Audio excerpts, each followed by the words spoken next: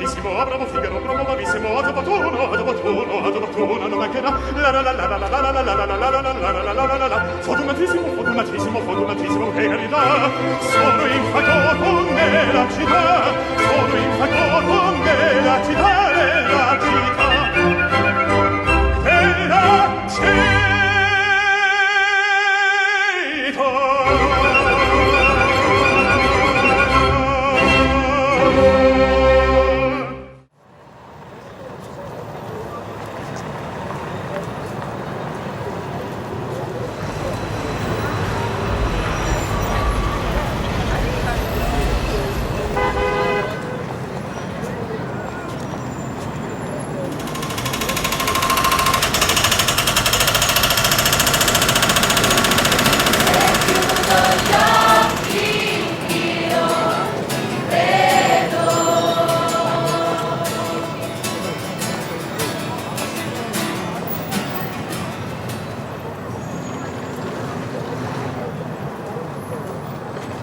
Milan is not Rome.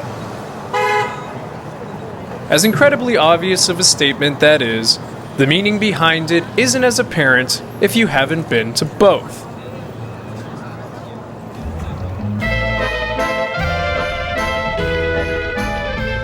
The biggest similarity between them is that they both happen to be cities in Italy. After that, they seemingly share nothing in common. The Italy we all know and love, the excess, the debaucherous nature of life, la dolce vita, is almost non-existent in this part of the nation. In northern Italy, life and its values seem more in tune with its Germanic neighbors to the north, and a far cry from what's seen as the eye-roll-inducing, lackadaisical culture found in the south. This doesn't mean, however, that Milan won't surprise you, that its allure and refinement won't speak to a side of you you perhaps didn't care to realize could be woken.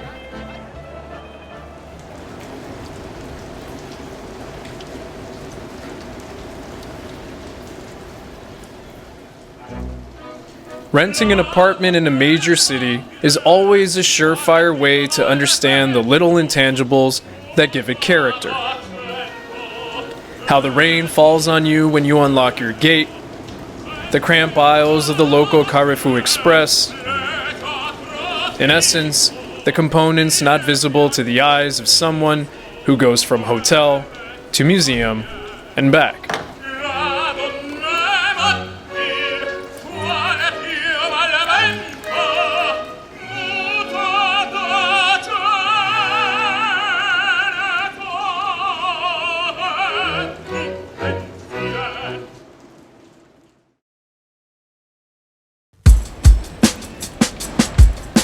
I like to be close, but not in proximity of an international Starbucks close.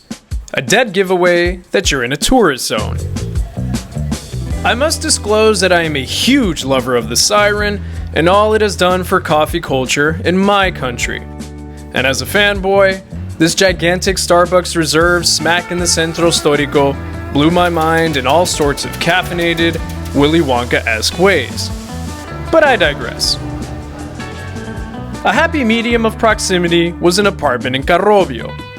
If flexing with the artsy yet increasingly wealthy crowd is your type of vibe, point your pinkies up to Brera.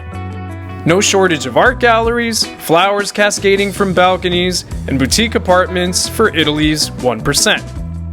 Undoubtedly, the musky smell of Silvio Berlusconi perfumes these narrow streets. Further north is the detached, modern district of Porta Nuova. A perfect place if you really don't like anything old, or that Italian for that matter. Not that there's anything wrong with the place, but if I'm gonna do an Italian city, I don't want it to feel like I'm in Chicago. And then, there's the hipster and mixed social strata cauldron of Ticinese, and further south, Navigli. Oh, Navigli. The escape from the pretensions of high fashion.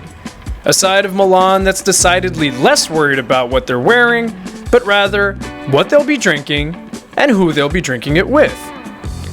In a city that oftentimes is inherently un-Italian in its minimal self-enjoyment, Navigli reminds you that you're still in Italy, that the foundation of your surroundings is deep-rooted in romance that's never too far from reach.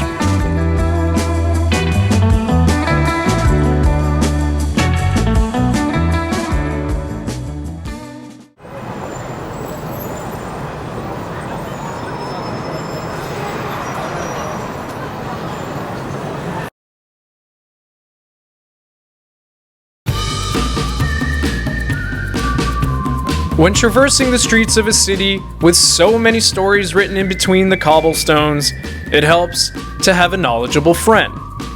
A sidekick who can weave you through what's good, what's crap, and the dirty little secrets of each neighborhood. And if this consigliere is of an eccentric nature, the poshy chicky chicky hotel is a Bulgari. Even better for you, the viewer. We say in Milan, you know, that in Naples they sing, in Rome they spend money, and in Milan we work for the both cities. Is that true? Yeah, is it true? Yes, Yeah. we work a lot here. You guys don't have like a time? You don't just sit back and chill for a little bit like they do in Roma? Not really, you know. Roberto is my trusty Milanese insider, and being that he's equal parts posh and fierce, it's no surprise that he's taking me around Brera and all its glitz and glamour. This is a Brera, this is a very elegant, another elegant street, you know, very exclusive to live. It's not the most exclusive area to stay in Milan, but it's a very elegant area with a beautiful courtyards, like here on the left-hand side and the right-hand side. Yes. And it used to be really poor. It was very poor. It was very Now poor. it's gentrified. It's gentrified. Is it's very well known as as a trendy area. It's very quiet. It's very well located. If you're not seeing it by now, Milan prides itself as the center of Italian elegance, which is to say, the very best in the world, where capitalism meets the finer, material things that only a degree of wealth and status can achieve. It is, of course, no surprise that high fashion thrives here, that all roads of style, both eccentric and chic, lead to Milan. This neighborhood right here is a very local kind of neighborhood. Here. Which part of Milan do you think is quintessentially Milanese? I would say Brera is the most authentic, one of the most beautiful area of the city. This is a local area where the Milanese, during the weekend or during the evening, they come here to have a drink, to have aperitivo, or to have a dinner, to have a nice pizza. Do you think that there is a separation of classes that exists in Milan today? Yeah, we have a separation of classes. The Italian society is not like other society, like the British or other society, but we have differences in terms of wealthy. Of course, there are wealthy area, more beautiful area than the other one. But I would say that we don't have a big gap. But you're not being pushed out, you're not being looked down upon because you're poor. You're just living in a different neighborhood. There are some people that don't like this kind of standard, this aristocratic, elegant, white, exquisite, and the tranquil areas, They're not for everybody. Other people, they prefer more, other situations. It depends. It depends from people to people. I guess you guys are spearheading the financial movement for the country, right? Yeah. Finances and everything. Yeah. But in Rome, they're sort of holding it down in a political sense. Yeah. They dictate policy and the future of Italy. Is that frustrating because you sort of create the wealth and they manage it? Sometimes it could be a little bit difficult for the local people to follow and to understand the politics, because of the finance and the ideas behind the finance and the ideas and the fashion and the new trendy ideas, sometimes they clash with the political issues, Right. Sometimes Rome don't understand very well Milan. This is a progressive, this is the new city where all the new ideas, all what comes from abroad first come to Milan. It's more international. It's an international city. And Rome is more conservative. Is that progressive nature that you find in Milan, is that sort of the reason why fashion took off? Yeah, maybe. I would say that is one of the most international city. It is the most international city that we have in Italy. Milan is the New York of Italy. I would say that we can compare a little bit Milan to New York, you know, is everything that comes new, trendy. Unfortunately, not like in Rome, but in Milan, traditionally we preferred in the past to destroy than to rebuild.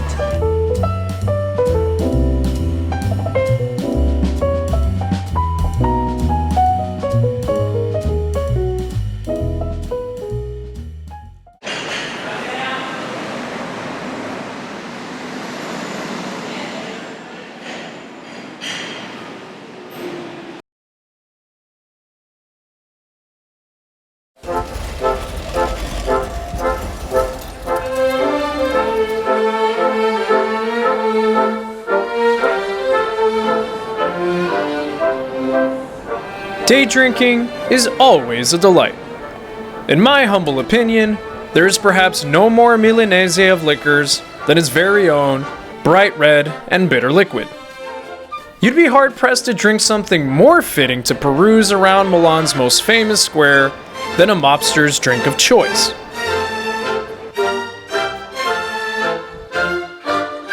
Alas, the perfect marriage of Campari and Negroni. Nothing like a good old-fashioned Negroni. I had no idea Campari was this big. Like, no clue whatsoever. I mean, I don't really drink it. Americans usually don't drink it much at all. Unless you're dumping some kind of body in a river somewhere in New Jersey. You're not really drinking Campari. I'm literally standing here like a bum, holding a Negroni. Not exactly very fashionable. Says a lot about the production budget of this show, which is none. The Campari Bar is located on one of the corners of the Galleria, Vittorio, Emmanuele, a perpendicular intersection of glass-vaulted corridors with an octagonal glass dome that doubles as a high-end mall and a spellbinding feat of architectural brilliance. Admittedly, a dangerous place to walk because everyone's always looking everywhere but straight ahead. Not to be overshadowed, and right next door, is arguably Milan's point of reference landmark, its cathedral, also known as the Duomo. Alright, so admittedly I've had a few of these Negronis. In fact, they've actually given me a plastic cup. How many times in an Italian plaza do you almost get killed by a giant pigeon? Like, I feel like those suckers with their sharp beaks, like, it's only a matter of time until you get knocked out by one of them. By now, admittedly, the Campari has crept up a little bit, and I've entered a blissful, sloshy feeling that brings out the moronic blabber in me. I am the happy buffone. It's beautiful. It's actually very impressive. I'm not being sarcastic at all, by the way. It's freaking beautiful. I'm not the greatest person to explain how beautiful this place is. So for that, make sure to check out Rick Steves on PBS. For the time being, I'm enjoying my Negroni and not waiting in line to get inside the Duomo. Yeah.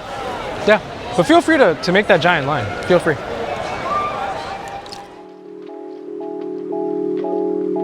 One of my favorite things to do is walk through a city at night. If you've ever been lucky enough to find yourself all alone, weaving your way through the sinuous, slender Roman streets very late at night, you'll understand the beauty I speak of. Walking around Milan, simply put, ain't the same. In this most simple of strolls, I found what truly separates the two cities. Nonetheless, an aimless, dark saunter is always welcome wherever it may be.